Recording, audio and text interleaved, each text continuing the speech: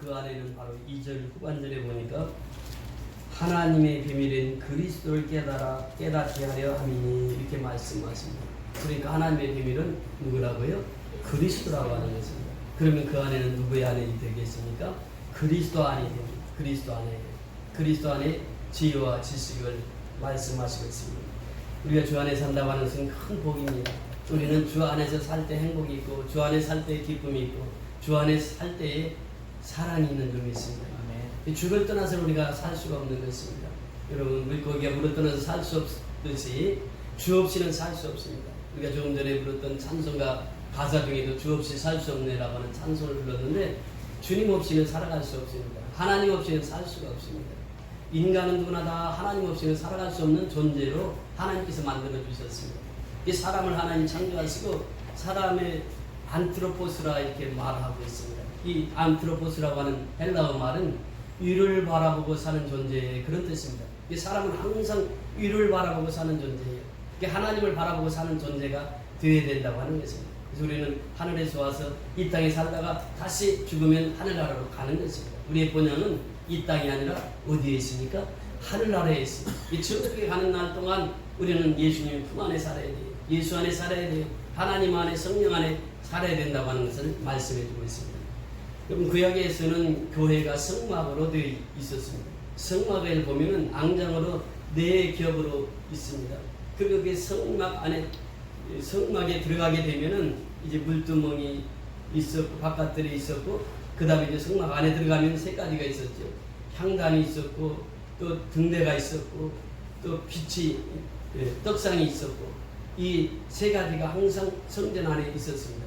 그리고 더 지성소에 들어가면은 이제 하나님의 말씀이 있는 법궤가 안치되어 있었습니다. 그러니까 이 밖에서 보면은 4겹으로 쌓여서 성막 안을 볼 수가 없습니다. 성막 안을 들어가야만 그 성전을 볼 수가 있습니다. 우리가 지난주에 금요일날 나눔과 기쁨 예배를 그곳에서 목사님들이 오셔서 예배를 드렸습니다. 전에 보았던 목사님들이 이제 이번에 성전 수련을 싹 갖고 와서 보면서 하는 말, 이제는 교회답습니다. 교회가 너무 쾌적하고 좋다는 것이 이제는 교회 같은 건물을 가졌다고 이렇게 얘기를 합니다. 우리가 밖에서 보면 성교연합교회를 볼 수가 없습니다. 우리는 들어와야 성교연합교회가 이렇게 변화된 모습을 볼 수가 있습니다. 우리 3주 동안 좀 여러분들이 기도와 눈물로 이렇게 공사에 참여해 주셔서 아름답게 성전 수리를 리모델링을 마무리했습니다. 3주 동안 이 성전을 리모델링 하면서 하나님께서 은혜들을 많이 베풀어 주셨습니다. 그러니까 이 안에 들어올 때에 성교연합교회가 어떤 교회인가를 알 수가 있다라고 하는 것입니다. 우리는 예수 안에 들어가야 하나님이 누구인지를 알 수 있다라고 하는 거예요. 그 안에서 살아야 된다고 하는 것입니다. 이희은 여사라고 하는 분이 있었는데 이분이 척추로 다쳐서 7년 동안 투병생활을 합니다. 지금 우리 성도들 중에 좀 한중에 있는 성도들이 많이 있습니다. 이 김교회는 효자가 없다고 7년 동안 병상에서 있다 보니까 이제 점점 쇠약해집니다. 몸도 쇠약해질 뿐만 아니라 신앙까지도 점점 쇠약해져요.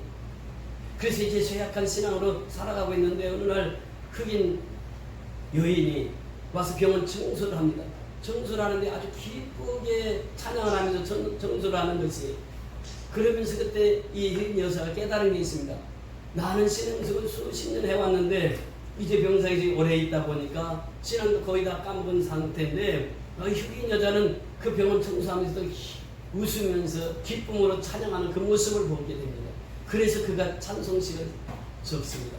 우리 성전 공사할 때도 이 페인트칠하는 집사님이 이 찬송을 들어놓으니까 계속 찬송을 따라 부르시는 거예요. 하루 종일 찬송을 따라 부르면서 기쁘게 이 성전 수련을 했습니다. 그러니까 흑인 여사도 이제 기쁘게 찬양하는 흑인 여인을 보면서 그가 이제 돌아와서 찬송시를 썼습니다. 그 찬송시가 뭐냐? 주 안에 있는 나에게 딴 것이 있으랴. 그러니까 자기가 지금까지 병상 생활하면서 신앙이 약해지다 보니까 주를 떠나 살았던 거죠. 그러니까 점점 신앙이 쇠약해졌던 것입니다. 그래서 이제 그가 지은 찬송가가 주 안에 있는 나에게 딴 근심이 있으랴, 십자가 밑에 나아가 내 짐을 푸는, 그 십자가 앞에 나가서 내 짐을 풀기만 하면 되는데 그걸 풀지를 못했던 거죠. 이제도 본 그 두려움이 변하여 내 기도되었고, 이제 그 병상생활 긴 병에 생활을 하다 보니까 그 두려움이 있었던 거죠. 그런데 예수 안에 있으니까 그 두려움이 변하여 기도가 되었다는 거죠. 전날의 한숨이 변하여 내 노래 되었네. 이제는 병으로 인해서 어려움을 겪고 있을 때 한숨을 쉬고 살았는데 이제는 그것이 한숨이 변하여 내 노래가 되었다. 찬송이 되었다고 고백하는 것입니다. 내 주는 자비하셔서 늘 함께 계시고 내 궁핍함은 하시고 늘 채워주시니 내 주와 맺은 언약은 영불변하시니 그 나라에 가기까지는 늘 보호하시니 주님을 찬송하면서 할렐루야 할렐루야 내 앞길 모이고 험해도 나 주님만 따라가리. 그러면서 이 찬송을 작사를 하게 됩니다. 여러분 그렇습니다. 우리가 하나님을 떠나서 살게 되면은 내 마음속에 근심이 오는 거예요. 두려움이 오는 거예요. 염려가 찾아오는 거예요. 그런데 내가 주 안에서 있는 것을 확인하는 그 순간부터 근심이 사라지고 염려가 사라지는 것입니다. 그래서 우리가 이 찬송을 그렇게 좋아하게 된 것이죠. 우리 1절 한번 같이 불러보실까요? 주 안에 있는 나에게 단 근심이 있으랴 십자가 밑에 나가 내 짐을 풀었네 주님을 찬송하면서 할렐루야 할렐루야 내 앞길 멀고 험해도 나 주님만 따라가리. 아멘. 주 안에서 승리하는 저와 여러분이 다 될 수 있기를 주의 이름으로 축원을 드립니다. 내가 세상에서 환난을 당하나 담대하라 내가 세상을 이겼노라. 누가 말씀하셨습니까? 우리 예수님께서 우리에게 말씀하세요. 이 세상에는 항상 두려움 있는 것이 근심 있는 것입니다. 그러나 예수님은 말씀하세요. 내 세상에서 환난을 당하나 담대하라. 누가 세상을 이겼다고요? 예수님이 세상을 이기셨어요. 그 예수 믿는 우리도 세상을 이길 권리가 있습니다. 우리는 세상을 이기며 살아가는 것이에요. 그 안에 무엇이 있다고 말씀하십니까? 지혜와 지식이 있다고 이렇게 말씀하십니다. 여러분 지혜라고 하는 말은 호크마라고 하는 말, 소피아라고 하는 말인데 이 지혜는 말씀을 적용하는 능력이에요. 그래서 지식이 중요합니다. 지식. 그러면 무슨 지식이 있어야 되느냐라고 하는 것이죠. 호세아 선지자를 통해서 우리에게 말씀하시는 것은 이렇게 말씀하십니다. 내 보물이 있는 곳에 호세아 선지자를 통해서 이렇게 말씀하셨습니다. 나는 이네를 원하고 제사를 원하지 아니하며 번제보다 하나님을 아는 것을 원하노라. 호세아서 6장 6절의 말씀이에요. 그러니까 인애도 중요하고 사랑도 중요하고 예배도 중요하지만 더 중요한 것은 뭐냐? 하나님을 아는 지식이라 이렇게 표현합니다. 우리 지식 그노시스라고 하는 것은 하나님을 아는 지식을 말하고 있어요. 하나님을 알아야 돼. 호세아가 어떤 선지자입니까? 고멜이라는 여인을 아내로 맞이하라고 하는 하나님의 명령이 떨어집니다. 고멜은 어떤 사람이었습니까? 몸을 파는 여인이었습니다. 그런데 그 여인을 아내로 맞이하라고 하는 것이 그 아내로 맞이했습니다. 결혼을 했습니다. 자식을 낳았습니다. 그런데 또 아내는 다시 몸을 팔러 갑니다. 그 호세아는 또 그 아내를 찾으러 갑니다. 값을 주고 아내를 다시 데리고 옵니다. 여기서 호세아는 하나님을 상징하고 고멜은 이스라엘을 상징합니다. 지금으로 말하면 하나님은 호세아를 상징하지만 또 이 고멜은 우리를 상징하고 있는 것이죠. 우리는 하나님을 사랑한다고 하면서도 하나님의 품을 떠나서 삽니다. 그러다가 또 하나님이 부르시면 하나님 앞에 와요. 이것이 고멜의 삶이거든요. 그 호세아를 통해서 우리에게 말씀하시고 내가 인애를 원하지 않고 또 예배를 원하는 것도 아니고 내가 가장 원하는 것은 하나님을 아는 지식이라 이렇게 말씀하십니다. 여러분 하나님은 어떤 하나님이십니까?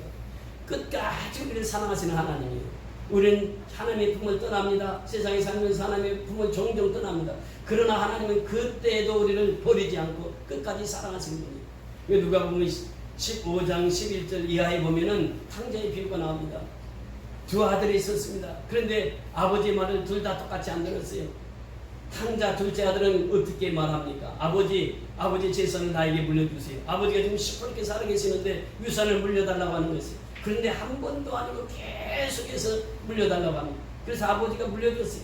물려주면서 아버지는 생각했죠. 이놈이 세상 경험도 없는데 이 돈 가져가면 이 허랑방탕 다 쓰게 될 텐데 그래도 아버지는 그걸 물려줬습니다.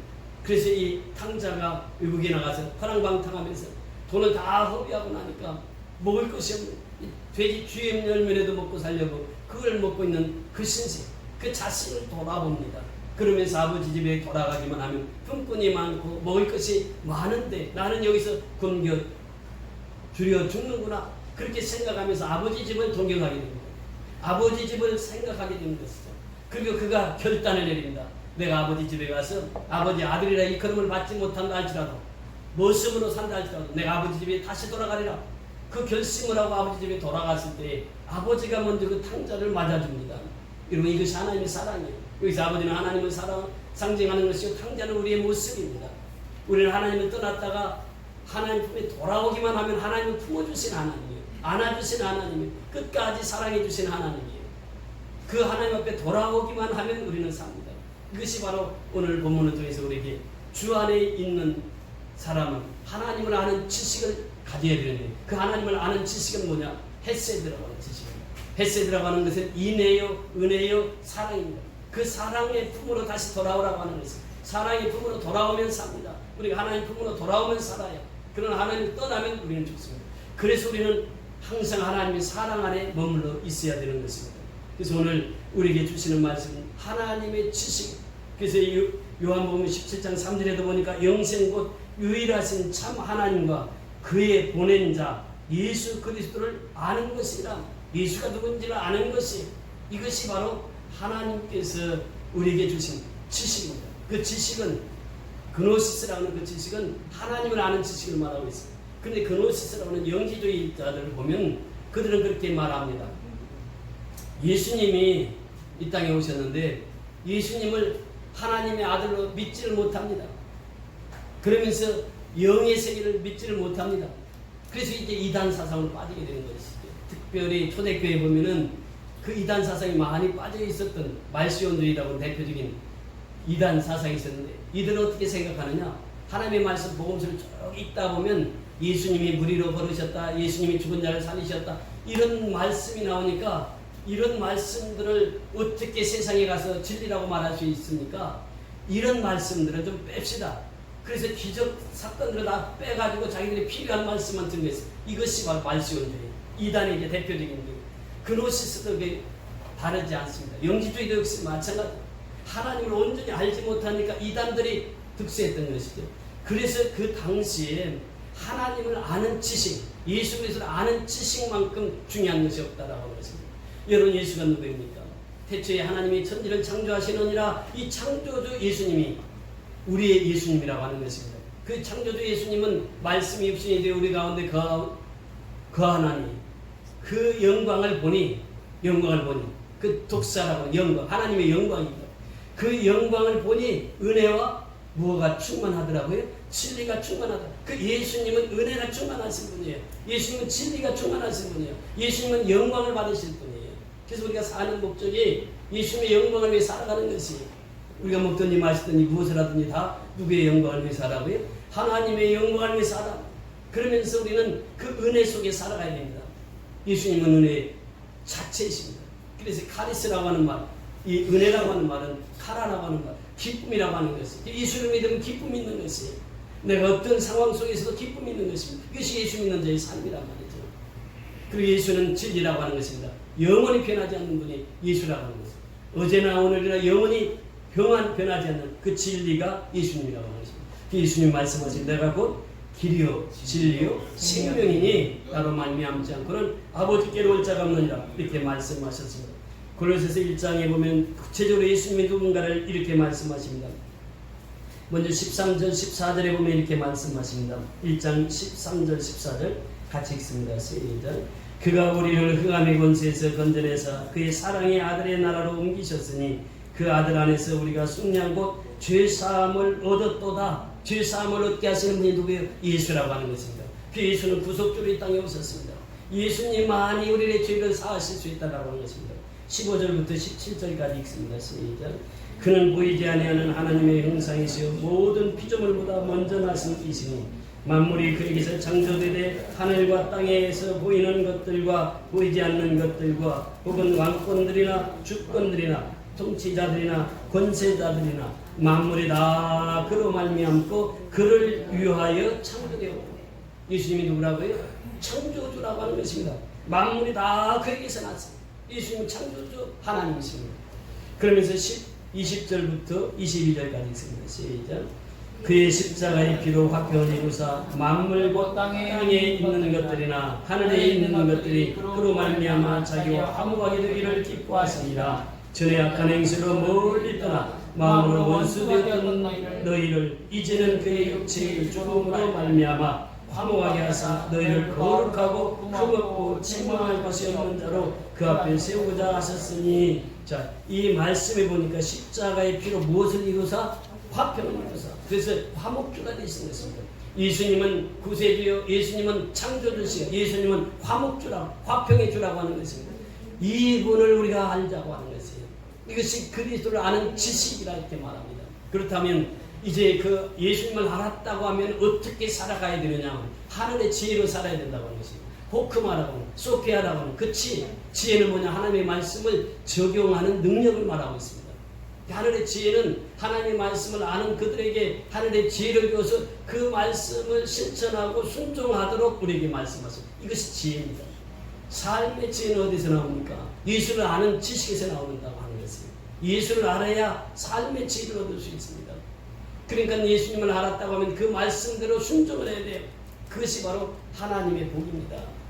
엘리야 시대에 보면 엘리야가 하나님 앞에 기도합니다. 기도할 때 하나님께서 말씀하셨어요. 이 땅에 비가 오리라. 3년 6개월 동안 오지 않던 비를 내려주시겠다고 하나님 열왕기상 18장 1절에 말씀하십니다. 엘리야는 그 말씀이 떨어지자마자 그 말씀 그대로 붙들고 삽니다. 그러면서 하나님께서 언젠가는 비를 주시겠지. 그러면서 갈멜산에서 대결했을 때 바알 선지자, 아세라 선지자 850명은 다 물리치고 이제 엘리야가 기도했을 때 하늘에서 불이 내려오는 그 광경을 목격하게 됩니다. 그러면서 그는 또 다시 하나님 앞에 엎드립니다. 무릎 사이에 넣고 얼굴을 넣고 하나님 앞에 간구합니다. 간구하면서 저 갈멜산에 올라가 봐라. 무슨 징조가 있나? 한 번 가도 두 번 가도 아무 징조가 없습니다. 6번 가도 아무 징조가 없어요. 그런데 7번째 가니까 무엇이 떠올랐습니까? 손바닥만한 구름 한 점이 떠오르는 거예요. 그런데 엘리야는 그 손바닥만한 구름 한 점을 보고 선언합니다. 큰 비가 온다. 그러니 이제 큰 비를 준비하라. 말 준비를. 얼마 전에 태풍이 왔다 갔는데요. 그 태풍이 온다라고 했을 때 태풍을 준비하는 것과 같이 큰 비가 내리니 준비하라. 그런데 그 큰 비가 3년 6개월 동안 오지 않던 비가 내렸던 것입니다. 하나님이 약속하신 바는 반드시 이루십니다. 그래서 하늘에 지혜가 있는 사람은 하나님 앞에 구하게 되는 거예요. 하나님 앞에 간구하게 됩니다. 그러면 하나님께서는 말씀을 주시고 그 말씀을 이루어 가시는 것입니다. 여러분, 우리가 말씀을 받을 때 그 말씀을 순종하지 않으면 기적을 맛볼 수가 없습니다. 순종하는 자에게 기적이 있다는 것이, 여러분, 나아만이라고 하는 문둥병자가 있었습니다. 그 문둥병자가 이제 문둥병을 고치기 위해서 엘리사를 찾아갑니다. 찾아갔을 때 엘리사를 찾아갔을 때 엘리사가 뭐라고 말합니까? 저 요단강에서 7번 몸을 담그라고. 아니 자기 집에 초대도 않고. 나아만은 지금 국방부 장관, 지금으로 말하면 미국의 국방부 장관 같은 분이에요. 그런데 한국의 조그마한 나라에서 국방부 장관이 왔는데 목사 한 분이, 시골에서 목회하는 목사 한 분이 그렇게 얘기하는 거예요. 당신 저기 우리 또랑물에 가서 몸 7번 담그라고. 그러니까 이 사람이 개인적으로 보면은 너무나도 속상한 거예요. 내가 감히 누군데, 내가 누군데, 그런데 나에게 이렇게 대우할 수가 있느냐. 그래서 거부를 하려고 했을 때 그 부하들이 얘기하는 거예요. 아니 그보다도 더한 것을 시켰으면 해봐야 되지요. 해봐야지 나을지 안 나을지 아니까 몸을 담그시오. 그래서 이제 요단강에서 몸을 담그기 시작하죠. 한 번, 두 번, 세 번, 네 번, 5번, 6번까지 어떻습니까? 아무런 징조가 보이지 않았어요. 그런데 7번째 몸을 담근 나오는 순간 어떻게 되었습니까? 몸이 깨끗하니 다 치유가 된 거예요. 여러분, 하나님은 그 순종하는 그 믿음을 우리에게 보이기를 원하십니다. 순종하는 자에게 하나님이 복을 주시는 거예요. 순종하는 자를 통해서 하나님의 역사를 이루시는 거예요. 하나님의 지혜는 말씀을 듣고 순종할 때에 하나님의 기적이 나타나고 하나님의 역사가 나타나는 줄 믿습니다. 순종하고 기도하는 것이 그렇게 중요한 것이에요. 가나온인 잔치에도 보면 누가 제일 먼저 그 기적을 맛봅니까?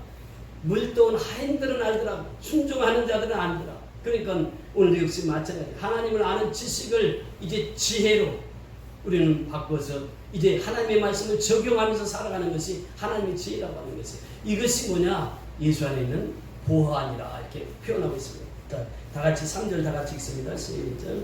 그 안에는 지혜와 지식의 모든 보화가 감추어져 있느니라. 무엇가 감춰 있다고요? 보화가 감춰 있다면 가장 값진 것이 감춰져 있단 말이죠. 예수 안에는 가장 값진 보화가 있다라고 하는 것입니다. 그 보화가 무엇입니까?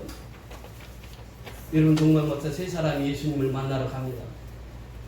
집에 들어가 그의 어머니 마리아가 함께 있는 것을 보고 엎드려 아기께 경배하고 보배압을 열어 황금과 유황과 몰약을 예물로 드린다. 여기 보배압을 열어, 이 보화입니다. 보배압을 열어서 선물로 줍니다. 그래서 하나님께서 우리에게 그 보화에 대한 말씀을 말씀하시는데요, 이 보화가 얼마나 중요한지 모릅니다. 우리 같이 성경 찾아보시겠습니다. 마태복음 6장 같이 보십니다. 마태복음 6장, 이 보화에 대해서 우리에게 말씀해 주시는데, 마태복음 6장입니다. 19절부터 22절까지.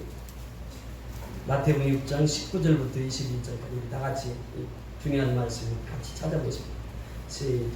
너희를 위하여 보물을 땅에 쌓아두지 말라. 거기는 좀과 도둑이 해하며 도둑이 구멍을 뚫고 도둑질하느니라. 오직 너희를 위하여 보물을 하늘에 쌓아두라. 거기는 좀이나 도둑이 해하지 못하며 도둑이 구멍을 뚫지 못하고 도둑질도 못하느니라. 내 보물이 있는 그곳에는 내 마음도 있느니라. 아멘. 너희를 위하여 보물을 어디에다 쌓아두지 말라고요? 땅에 쌓아두지 말라고. 땅에 쌓아두지 말라고. 거기는 종과 동물이 해하며 도둑이 구멍을 뚫고 도둑질하느니라. 땅에 쌓아두면 도둑이 온단 말이지. 제가 방글라데시 갔을 때 그 대사를 한 분 만났습니다. 그 성기사님 바로 앞집이 대사가 살고 계셨는데, 전 대사죠. 그 집에 보니까 집이 어마어마한, 그런데 그 집을 들어가려면 담벼락에다가 철조망을 다 올렸습니다. 그리고 막 깨진 유리 같은 거 다 박아놨어요. 그래서 이제 그 주인을 만나게 되었는데, 얘기를 하다 보니까 그분 대사로 평생을 사셨던 분이에요. 정년 퇴임하고 그 집을 짓고 삽니다.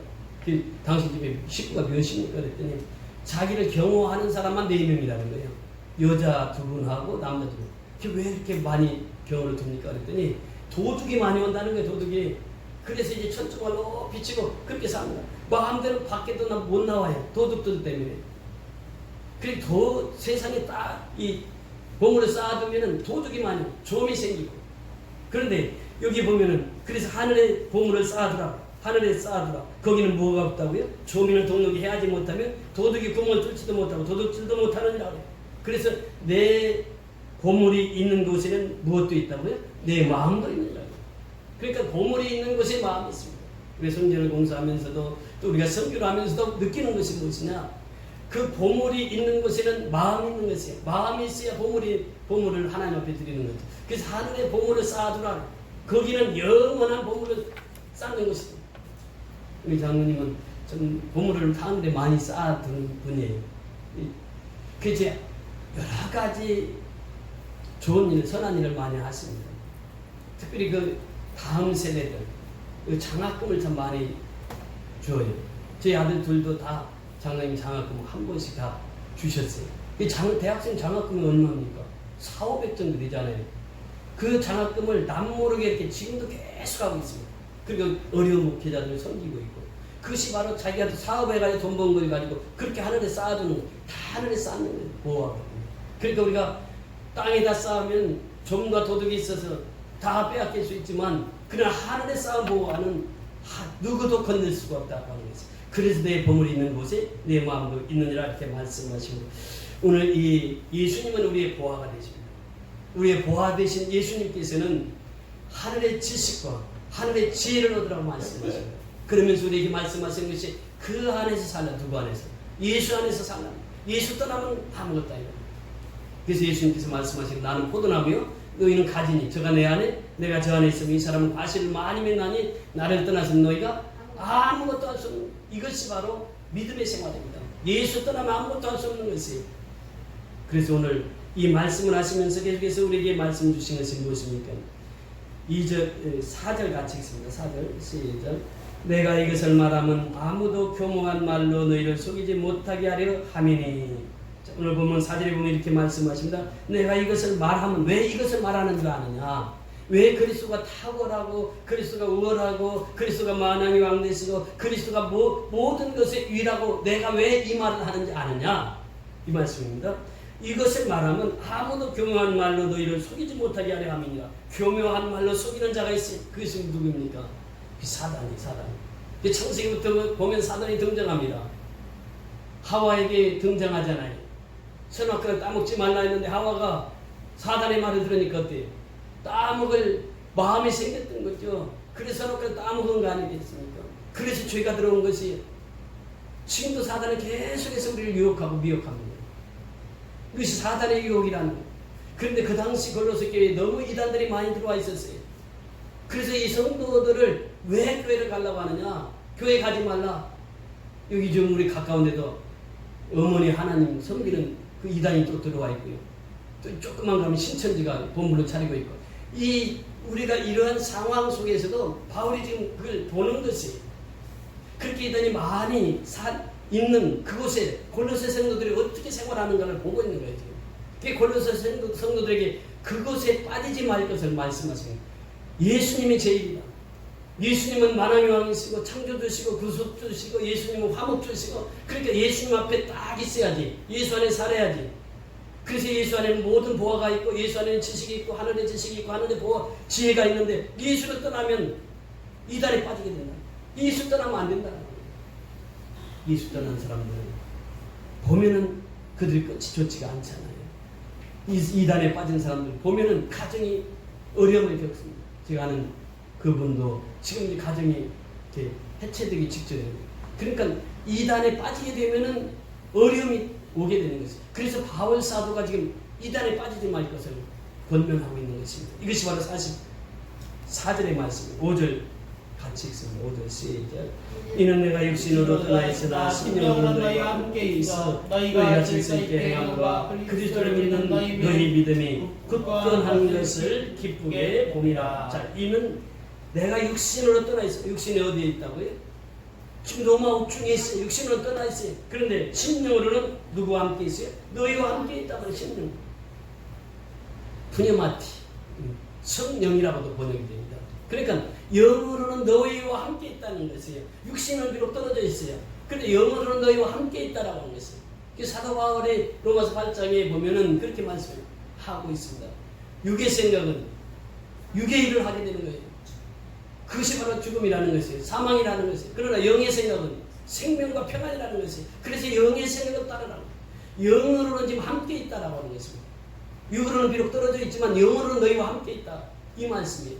그러니까 우리가 이 이단 사상에서 벗어날 수 있는 길은 뭐냐? 성령 안에 있어야 된다고 하는 것입니다. 성령은 이제 우리가 육신이 아무리 멀리 떨어져 있어도 성령은 교통이 되고 교제가 되는 것이에요. 이 성령의 역사를 해요. 우리가 미얀마 땅이라는 것은 비행기 타고 6시간 갑니다. 그런데 성령의 교제는 어떻습니까? 항상 함께하는 것이에요. 그래서 이 성령의 교제는 바로 이러한 의미를 말하고 있습니다. 지금 이 바울은 옥중에 있지만은 영어로는 너희와 함께 있느니라. 너희와 함께 있느니라. 지금 로마 옥중에 있는 바울이 영어로는 지금 골로새 성도들과 함께 있는 것이. 그러면서 더 나가서 말씀하십니다. 너희가 질서 있게 행함과 그리스도를 믿는 너희의 믿음에 굳건한 것을 기쁘게 봅니다. 그런데 그 골로새 성도들이 그런 이단들이 많은데도 그들의 믿음이 어떠냐? 아주 굳건한 것이에요. 흔들림이 없습니다. 예수를 믿는 믿음이 굳건해요. 예수는 창조주시요 구속주시요 예수님은 화목주시라는 이 사실을 굳게 믿고 예수님을 바라보고 가는 거예요. 그렇게 질서가 생깁니다. 여러분, 하나님을 섬기는 자는 질서의 하나님을 섬기는 거예요. 태초에 하나님 천지를 창조하시니까 어둠이 물러가게 되는 거예요. 어둠은 혼돈입니다. 질서를 파괴하는 것이 어둠이에요. 그런데 오늘날도 우리 속에 뉴에이지 운동이나 포스트 모더니즘 이런 이단 사상들이 얼마나 많이 우리 주변을 괴롭히고 있습니까? 이들이 무엇입니까? 질서를 깨치는 거예요. 특히 포스트 모더니즘이라고 하는 말이 무슨 말입니까? 해체하다, 해체. 질서를 해체하는 것이에요. 그러니까 요즘에는 권위가 다 사라진 시대입니다. 그런데 하나님을 믿으면 질서가 세워지는 거예요. 질서가. 왜? 빛 가운데 서니까 그래요. 여러분, 어둠에는 질서가 없습니다. 위아래가 없습니다. 어둠의 세계 보세요. 우리가 쪽방전 전도를 이렇게 많이 쭉 하면서 느낀 것이 뭐냐면 거기는 질서가 없습니다. 술을 마시면서 어른이 없습니다.